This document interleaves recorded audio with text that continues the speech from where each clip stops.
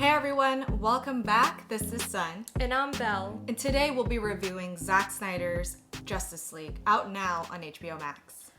We're so sorry to hear what happened with productions for the 2017 Warner Brothers release for Justice League. We can't think of anything harder and worse for a parent to have to deal with. And it's a tragedy.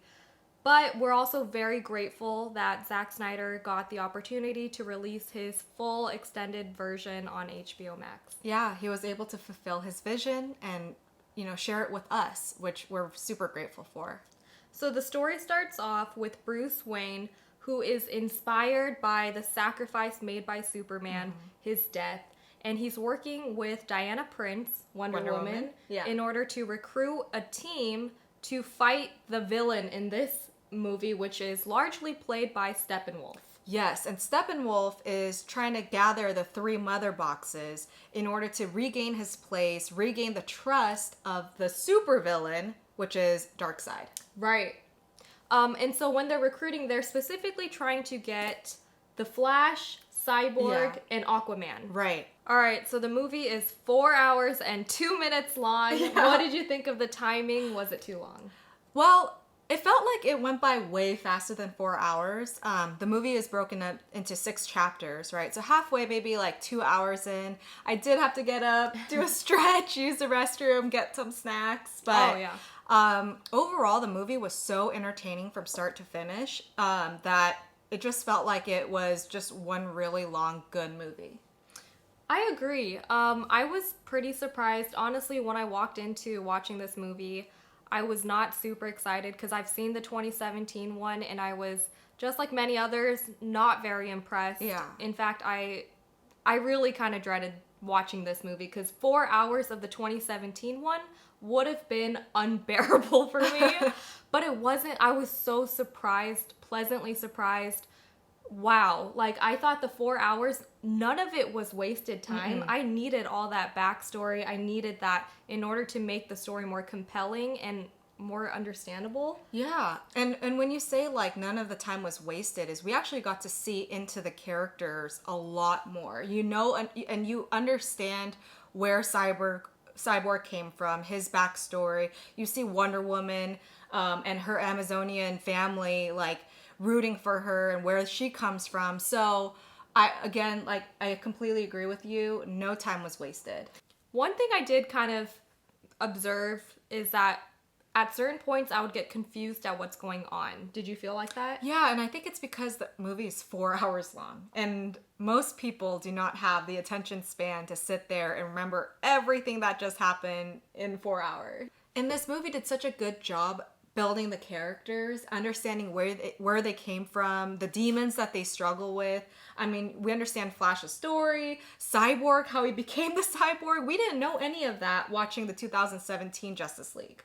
Yeah, exactly. We just got little glimpses and pieces. And so at the ultimate fighting scene, I didn't really care for these newer characters. Yes. But this one, it just made complete sense. Every character was there for a purpose. And they were a team. They were a team. I especially Flash and Cyborg. I was like, oh my gosh, I felt so invested in these characters. Yeah, and even Flash, he did such a good job being the comedic relief and being the happy, cheerful, just kind of naive young boy that was placed in a team of just these big superheroes, and he is clutch in this movie.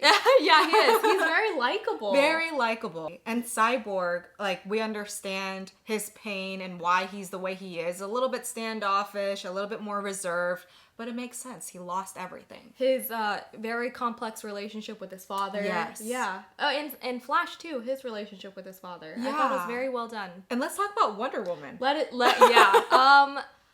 Wow. Especially in the beginning. I mean, she takes front and center stage. Her action sequences are amazing. So good. I mean, this is what I wanted from Wonder Woman, the 1984 movie that I didn't get there. I have to say, though, some of her dialogue is a little cheesy and corny at times. And it just takes me right out of it. Yeah, and I guess maybe the delivery could have been better, too.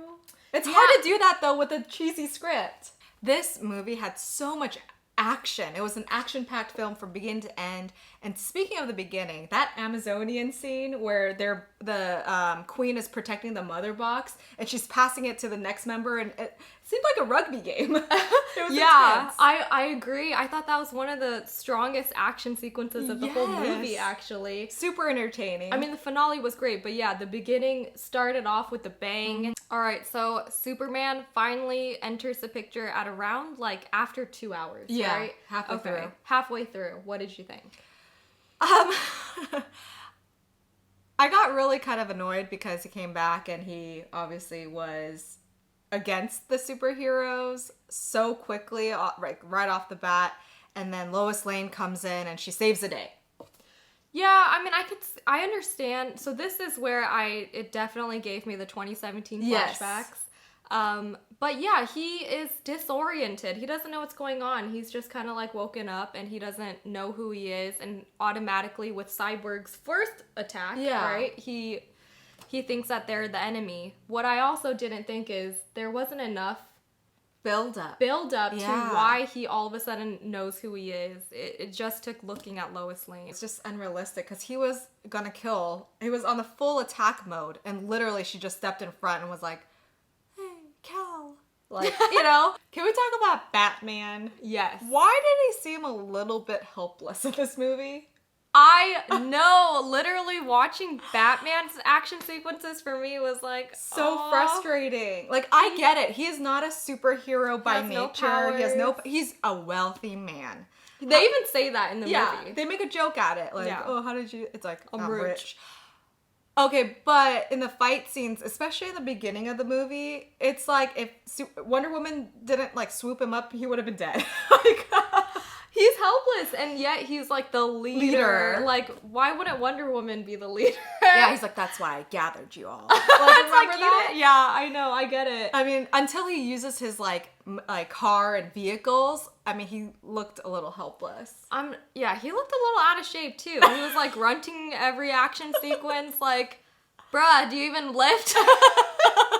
But overall, I understand his character, why he's there. He's like the Iron Man for the Avengers, right? Yeah, he's like the most experienced, and he may not have the powers, but he is he's the leader. Exactly, and he has the funds to get all the tools. It's all about the money. It's all about the money. So the movie is in 6 parts, plus the epilogue, the very last dream sequence.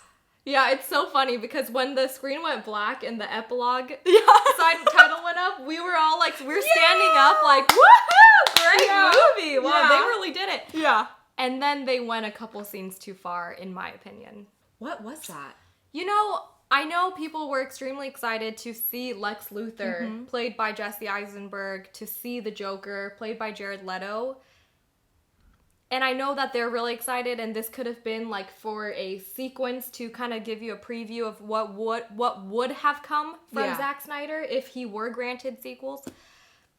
But to me, it threw me off. I didn't quite understand. I got confused, and then only to realize that it was all a dream was just like, oh, really? Like that's a way to cop out, but to use it for the trailer, and it makes, like, you know, the Zack Snyder fan super excited to see his portrayal of these characters. But I don't want just cameo appearances. Like, if you're gonna include them, I need it to relate to the story, give closure, right? Yeah. So I mean, I'm gonna pretend like the movie ended at the epilogue. Yes. Right before it. Yeah.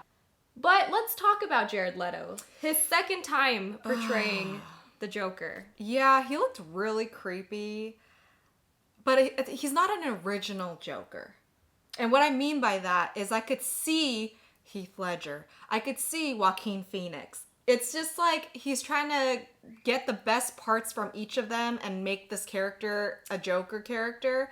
But I wish I would have seen Jared Leto's true talent and his motivation and inspiration behind the character, because he is a great actor. Oh yeah, he absolutely. Is. But I just felt like he wasn't selling the Joker. It was like he was playing the Joker. Oh god, it was cringy. For me personally, it was cringy. I was excited when I saw the trailer because his image was so different from the Suicide Squad image, right? He got rid of that damaged forehead tattoo. Yeah. He grew his hair out. It looked better. It looked like He the looked Joker. better, yeah. But it was still Jared Leto's performance of Joker. Yes. So I didn't think that was... Oh, God. Yeah. Like you said, Jared Leto's a wonderful actor. I don't think Joker is for him, though. Okay, I think now we're ready to reveal our score. Ready? Ready. 1, 2. Oh, an 8. Yeah, an 8. I gave it an 8 for a couple of reasons. Again, the Wonder Woman's dialogue was a little cheesy. The ending, where they had to do cameo appearances, I just thought it was a little bit unnecessary. But overall, a great movie. I totally agree with that assessment. Yeah, Wonder Woman, and I would also say Batman's dialogue was a little bit cheesy. Yeah.